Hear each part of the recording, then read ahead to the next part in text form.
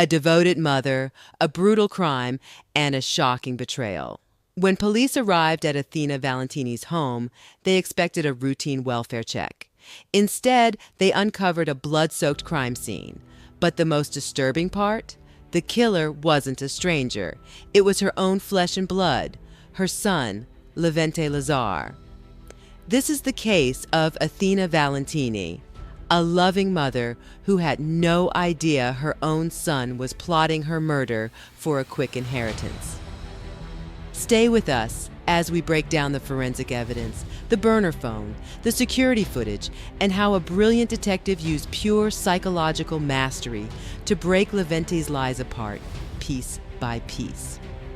October 25th, 2018. Athena Valentini never shows up for work. Her employer, concerned after repeated calls go unanswered, contacts the police. Yes, this is Officer Cook calling from California Men's Colony. Hi, how can I help you? Just calling to let you know that there's going to be 2 officers conducting a welfare check at South 9th Street. Okay, is there anything that we need to be aware of? No, not at this time. Just calling to let you know, just in case something does go awry, that there are 2 peace officers at that location, going to be in an unmarked car. All righty, Officer Cook, thank you. Thank you much. Bye. Carver Beach Police. Hi, yes, this is Officer Cook. Hi there. Hi. I called a little bit ago, informed somebody that we're going to be doing a welfare check on one of our Yes, sir. employees. Want to see if you can send a unit down here. Based on the information that we have, there may be an issue at the residence. So we have to have a unit come here. Her vehicle's here. She only has one vehicle. The vehicle's here. And from a neighbor's description of her daily routine, it's not normal. And she is not answering the door. So I just want to see if we can get a unit here for further contact or possible entry. Okay, I'll send somebody over there. All right, thank you much. You're welcome. Bye-bye. The red. Could be paint, could be whatever. Right here. Do you know if she has any weapons or anything? No idea. Police department! With a pool of blood surrounding her, dozens of pills scattered across the floor, but police noticed something odd. Her hands were clean. A knife was missing from the kitchen. Someone had tried to make it look like a suicide, but they failed. At first glance, it could be a tragic suicide, but the evidence told a different story. This was no overdose. This was no accident. This was murder. A neighbor reported hearing Athena arguing with someone, possibly her son, on the phone the night before or the night of the murder.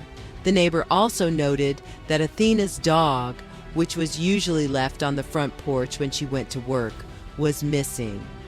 Athena's friend, Cheryl Mankey, a fellow nurse at the men's colony prison, suggested that an inmate might have killed Athena, but investigators found no evidence to support this theory. On the day of the murder, Athena's cell phone was missing, but the charging cables were plugged in. Detectives obtained a warrant for her phone records.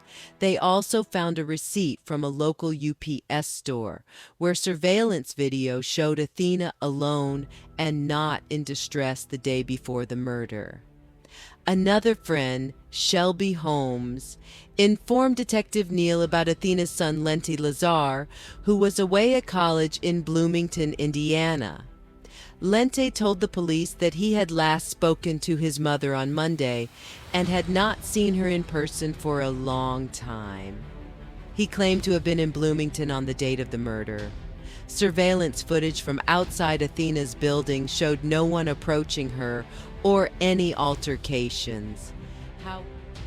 However, footage from earlier shows someone walking towards Athena's house at around 6:30 p.m. while talking on the phone.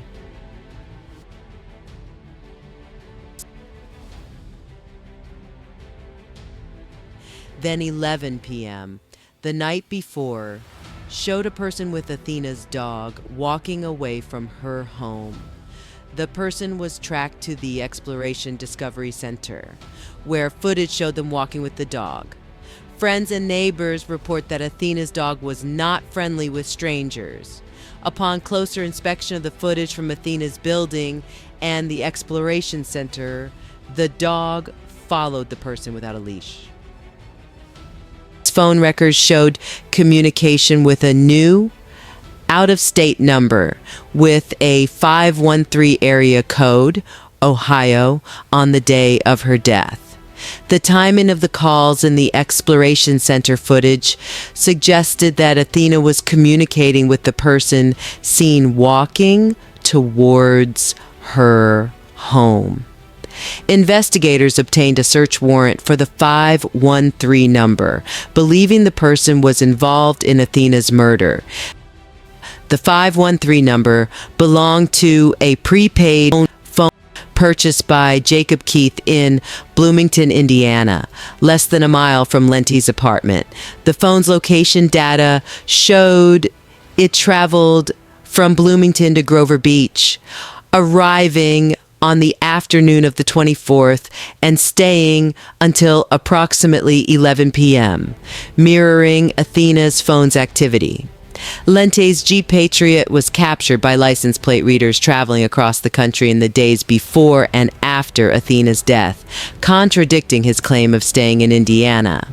Best Buy surveillance footage showed Lente purchasing the burner phone. Traffic cameras show Levente's Jeep leaving his mother's home the night of the murder. Lente's Jeep Patriot was captured by license plate readers traveling across the country in the days before and after Athena's death, contradicting his claim of staying in Indiana. Detectives traveled to Bloomington, Indiana to speak with Lente in person. He willingly went to the Bloomington Police Department, and investigators executed a search warrant at his apartment. Just as the detectives sit across from Levente, they begin laying out the cold, hard facts. They're not here to argue. They're here to watch, to listen, to see how Levente reacts when confronted with evidence he can't explain away. At first, he's confident, maybe even a little amused. He leans back in his chair, arms crossed, convinced this is all a misunderstanding.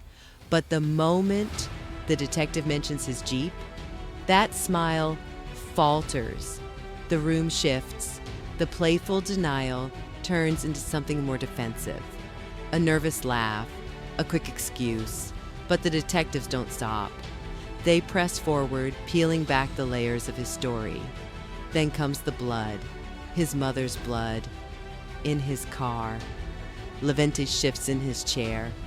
The air feels heavier now. His mind scrambles for a way out, but the detectives aren't giving him one. The explanation he gives, weak, unbelievable. And when the detective flatly tells him it's not his blood, it's hers. Silence. A beat passes, but the detectives aren't done yet because there's still the burner phone, the one purchased just days before the murder, the one that only called one number, his mother's. Levente swallows hard. His denials are coming quicker now, but his confidence, it's fading fast. The walls are closing in, and the detectives, they know it. Thursday, because I went to LA and that's when I bought marijuana. How many hours driving is that? 30, 40, 30 or 40 I hours? really don't know. Did you stop and stay in a hotel anywhere? No, I just drove all the way through. You just drove all the way through? Yes. And you got to California on Thursday? Thursday. About what time? Afternoon. It was about 1 o'clock, 2 o'clock when I went to Los Angeles. Okay. So did you stay anywhere? No, I drove the entire time. You just drove straight from your house to LA to your mom's I house. stopped and then straight back to Indiana. I stopped and slept Where did you stop and sleep? in the driver's seat of the car. Okay. Well, where did you actually stop? Going to California, first place I stopped was, and actually stopped was Albuquerque. Albuquerque, New Mexico? Yeah. Okay. And you remember where you stopped? No, it was like a rest stop. So it was not in Albuquerque, it was nearby, off the highway, rest stop. Okay. How long? 3 hours, 4 hours. Okay. Yeah. Was that the only time you stopped? For that trip. For that entire trip? Then went to California, and then I went to an In-N-Out, and then I slept in the car there after eating, and then I went up to my mom's. I was going to surprise her, she wasn't there, and then I drove back. Okay. When you say she wasn't there? She wasn't there. I called her on my cricket phone. Uh-huh. I drove by, her car wasn't there. I called her on my phone, or the other phone. She didn't pick up. I guess she was at work. I had to get back. When you got back from this trip to your mom's, Okay, yes. what date and time did you get back to Bloomington? Friday. Friday? Friday. Which was the 26th? I think so. Okay. And about what time? Evening? Evening? Yeah. Detective Neil listens as Levente Lazarre spins an unbelievable story, one that defies all logic. He claims he drove thousands of miles across the country just to buy marijuana and visit his mother. But when he arrived, she wasn't home. So he simply turned around and drove all the way back. The detective isn't buying it. The evidence tells a very different story. I don't have that. I just have the property titles. That's at your house. I only have the property titles. You're saying I don't have any will or testament. I don't have that. that's at your house. I don't have that. I don't have that. I don't have that. I'm telling you right now, I don't have it. They told me they just found this in your I don't have that. I really do not have that. I only have property titles.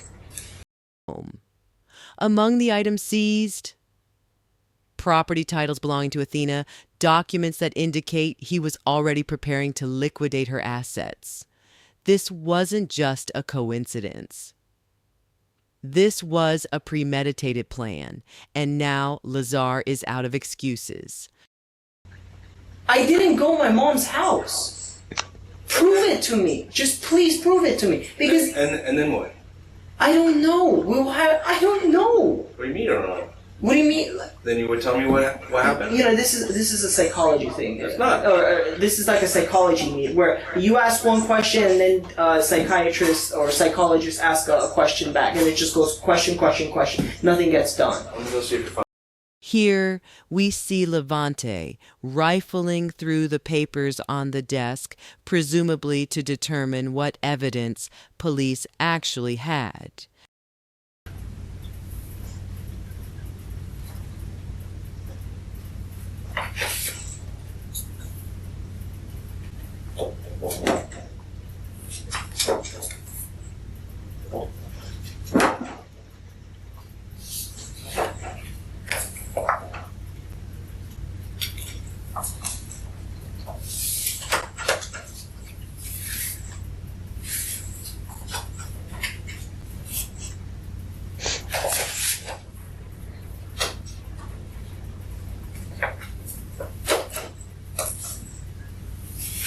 Look, Casey, I can't give you what you want if I don't have it.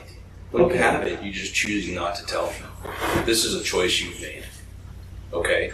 The choice you made to kill your mother. No, I didn't. The choice you're making kill my mother. to come up with these bizarre stories that make zero sense. Wait, how are they bizarre? Did your team at least found the weed?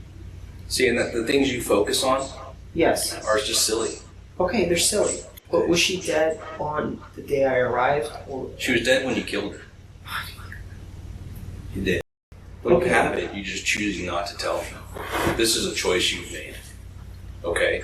The choice you made to kill your mother. No, I didn't. The choice you're making kill my mother. to come up with these bizarre stories that make zero sense. Wait, how are they bizarre? Did your team at least found the weed? See, and the things you focus on Yes. are just silly. Okay, they're silly. But was she dead on the day I arrived? Or... She was dead when you killed her. You did. I didn't kill my mother. Okay, Levente. Yes. So, unless there's anything further that you want to talk to me about, and be honest about. I think we're done. Is there anything you want to tell me? Now's your opportunity. No, I have nothing else to say. Okay. Why don't you go ahead and stand up and take your jacket off for me? I'm placing you under arrest for the murder of your mother. With his lies unraveling and the evidence stacking up, Levente Lazarre is finally booked for the brutal murder of his own mother. As investigators comb through his apartment, they uncover a disturbing digital trail. On his iPad, Levente had searched terms like Levente Lazarre, suspect Grover Beach, and murder Grover Beach on 9th Street. These searches were made before Athena's body was even discovered, while he was connected to a McDonald's Wi-Fi in Winslow, Arizona. Surveillance video confirmed his Jeep parked in the lot. He was already trying to learn how much the world knew about the crime he'd just committed. Detectives now knew this wasn't a crime of passion. It was a cold, calculated execution. Levente burned through the money with reckless stock investments and mounting debt. He was staring down the reality of getting a job, something he refused to accept. So he made a choice, one that no son ever should. A jury saw through the lies. They convicted Levente Lazarre of first-degree murder, and the judge sentenced him to life in prison without the possibility of parole. Detective Neal called Levente a pathological liar who never showed a shred of remorse. Athena's dog was never found. Her friends were left with questions that still haunt them. Why? Why didn't he love her as much as she loved him? Rest in peace, Athena Valentini. You were a devoted nurse, a loving mother, and you deserve so much more.